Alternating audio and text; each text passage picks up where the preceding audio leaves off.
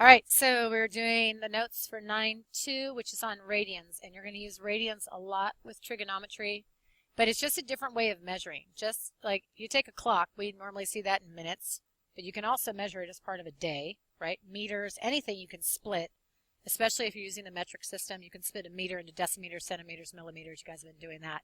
You can even take a day into a deciday, a centiday, a milliday. So that means a tenth of a day, a hundredth of a day, a millionth of a thousandth of a day.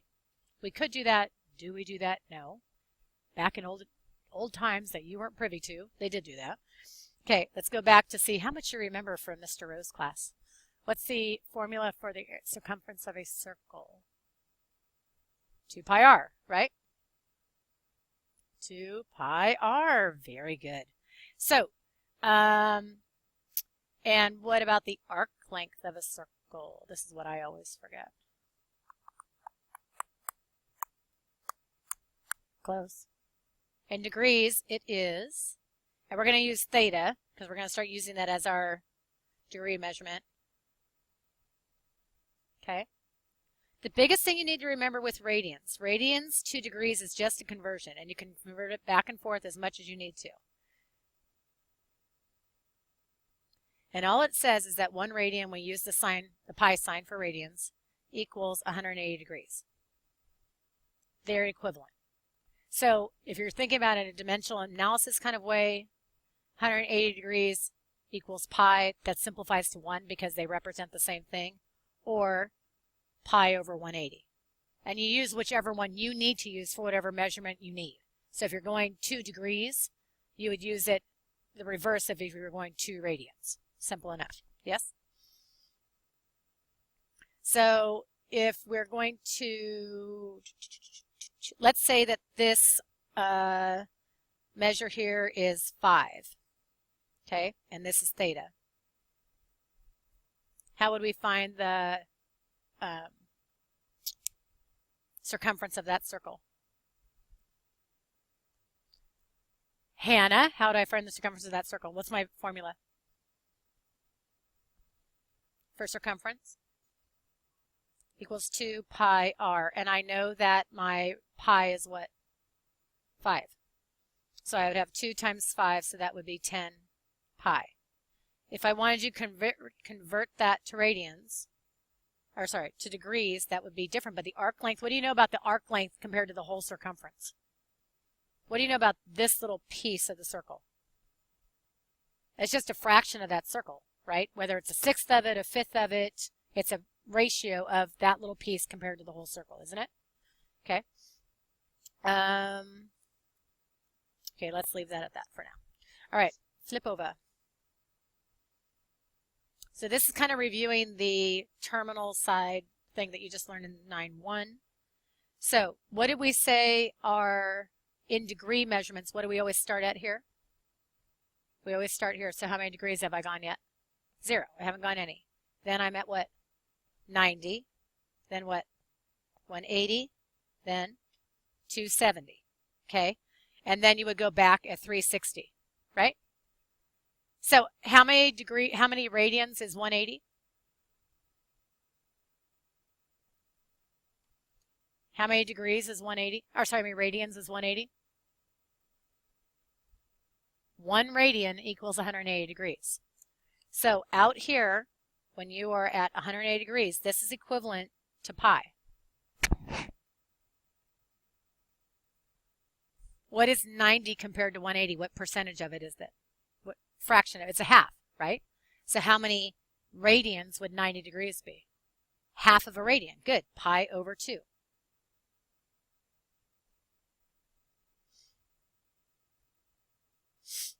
What about 270? How many, let's go easy. What would 360 be? How many radians is that? 2 of them, right? 2 pi. So do you understand that 0 pi and 2 pi are equivalent? It's gone around the circle 1 whole rotation. Think about that, what we talked about, going around 1 time, 5 times, 10 times. You still end up at the same point, so they're equivalent rotations. Okay? Think about this easy. What's right in between 1 and 2? 1.5, which I could also write as 3 halves. So this is commonly referred to as 3 pi over 2.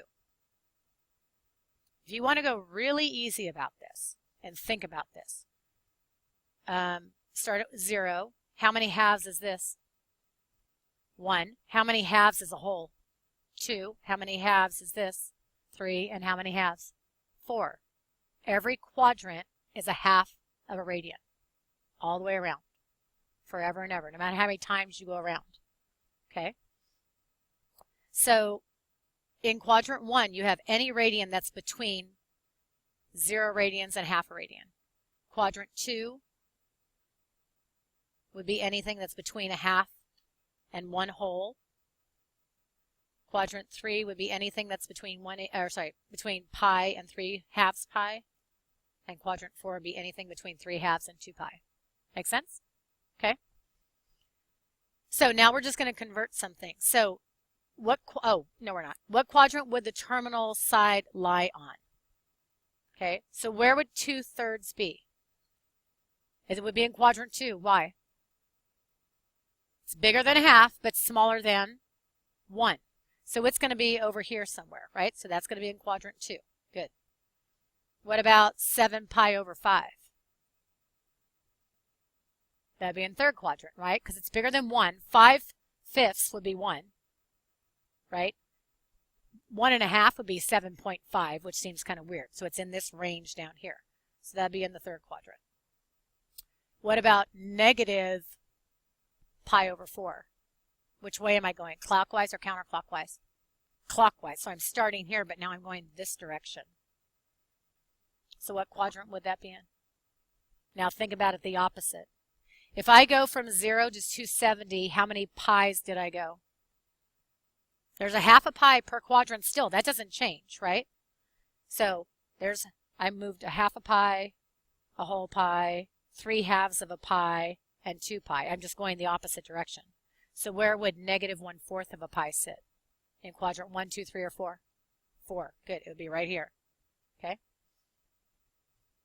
Good. And then, what about 19/7? How many pi's would be, if I had 1 pi, how much would that be in 7ths? 7 of them, right? And another, how many does that give me? 14. So that takes me around twice.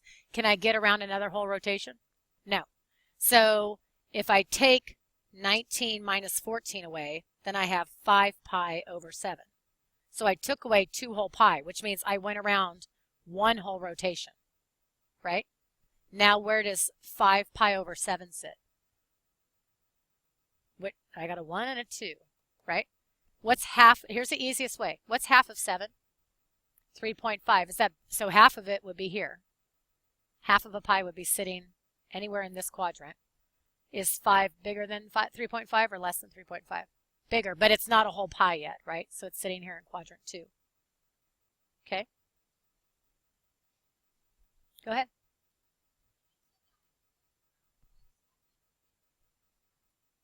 It did. So here, if we count in 7ths, let's count in 7ths. If it went around 7/7, that's at 1 pi, right? 14/7 means it went all the way around. But now it's got to go 5 more. So if I got back to here, that would be 3.5 over 7, which is 1/2, and then a little scooch more. So it's going to end up in second. Okay, good. All right, so now let's just do some simple conversion. And the way you need to think about it is, what do you want to end up with? You're starting with degrees. You want to end up with pi. So the way that you're going to set that up, if you do it the Miss Roush way, which is the awesome way to do any kind of dimensional analysis, is you put what you're starting with, and then over here you put what you want to end with. You're starting with degrees, you want to end with radians. And she only started doing STEM this year, no, last year. So sophomores, you had this, right? You remember having a bunch of index cards that you had this on?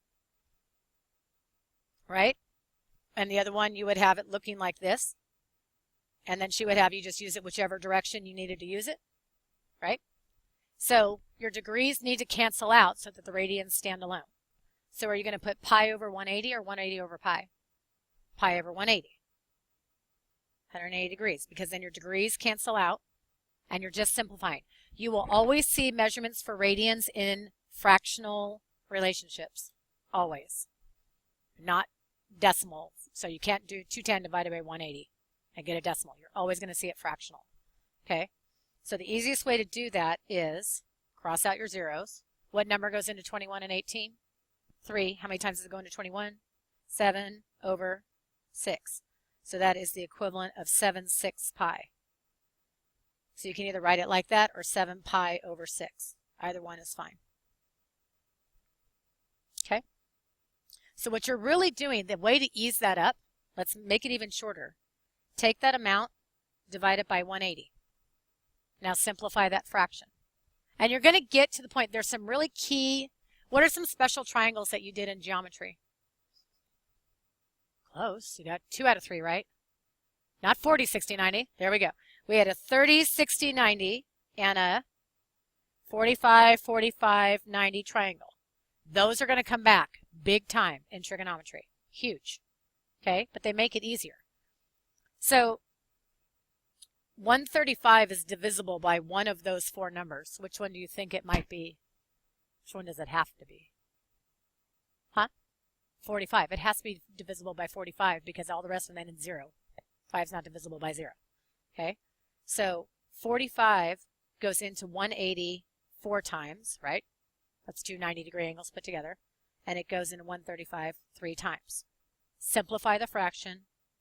Slap a pi behind it. That's it. Easy. So you're just dividing by 180 and then adding the radian sign. So what's the biggest number that can go into 88 and 180? 8 doesn't go in. So go half of that. 4. So 4 goes in 88 22 times and goes into 180 45 times. That's 22 over 45 pi. Okay? If I give you a quiz on radian and degree and you give me radians in decimals, you're getting that marked wrong. It must be in fractional form. It's the only way you're ever going to see them. Okay? All right, so it's the opposite. If we're converting to radians and we're dividing by 180, then we're going from radians to degrees. What do you think we're doing? Multiplying by 180. That's all you're doing. You're taking this and multiplying by 180 because 180 is the equivalent of pi. My pi's are canceling out. So when I convert them, I just skip that part. I just multiply by 180. So how many times does 4 go into 180? You're going to start knowing this.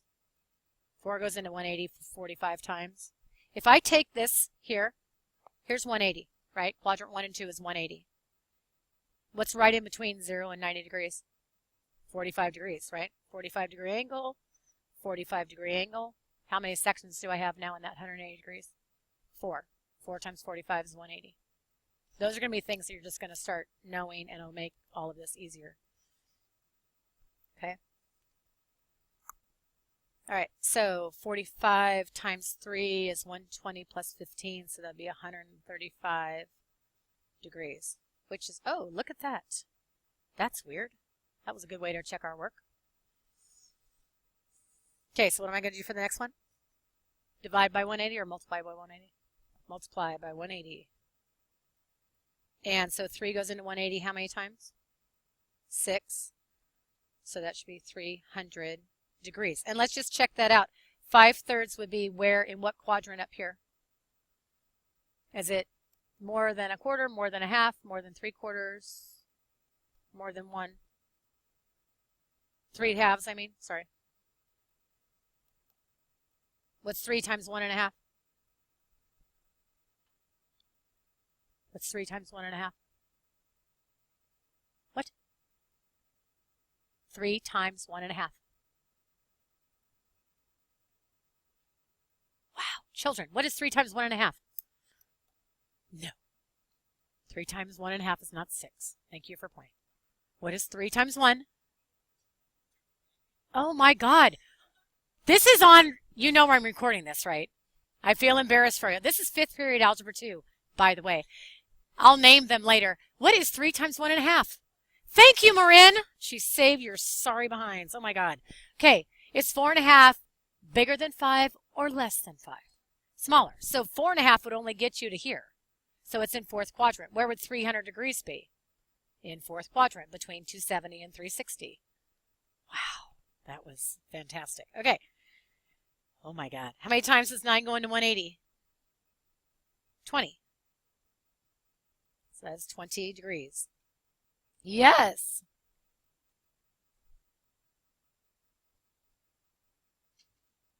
I multiplied it out right. It's fine. Way to try and save yourself, Harley, but it's too late.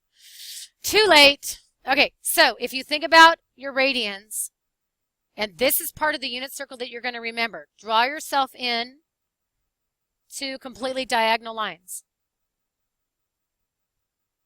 So this is pi over 2. What's half of a half? Wow. A quarter. Oh, that was better. I was getting worried for you. Do ya? What's right in between a half and 1? 3/4. Let's do it the easy way. Count by force. 1, 2/4, and 1/2 are the same thing, aren't they? 3/4. 4/4 is a whole. What would this be? 5/4. And then 6/4, which is 3 what? What'd you? Yeah, I thought you said 7ths, and I was going to be really sad. 7/4, and then 8/4, which is just 2 pi. All right, that's all I can take today. I'm finishing the rest by myself. Oh my God. Okay. Name a coterminal angle between 0 and negative 2 pi. That means give me an equivalent to this. So if I went negative 11, draw yourself a picture of that. They're all leaving for lunch, which is good. They need to go away now. Okay, bye, honey. So if you change this into 6, all the way around would be 12/6, wouldn't it? 12 over 6. This is 6 over 6. So if I'm going negative 11/6, that means I need to start here and work we're clockwise. So negative 11/6 brings me right to about over here. Okay. So that's actually going to be the equivalent to about 30 degrees, which we could figure out. So if I went all the way around again, I'm doing 11 pi over 6 plus another pi, or I can do 11 pi over 6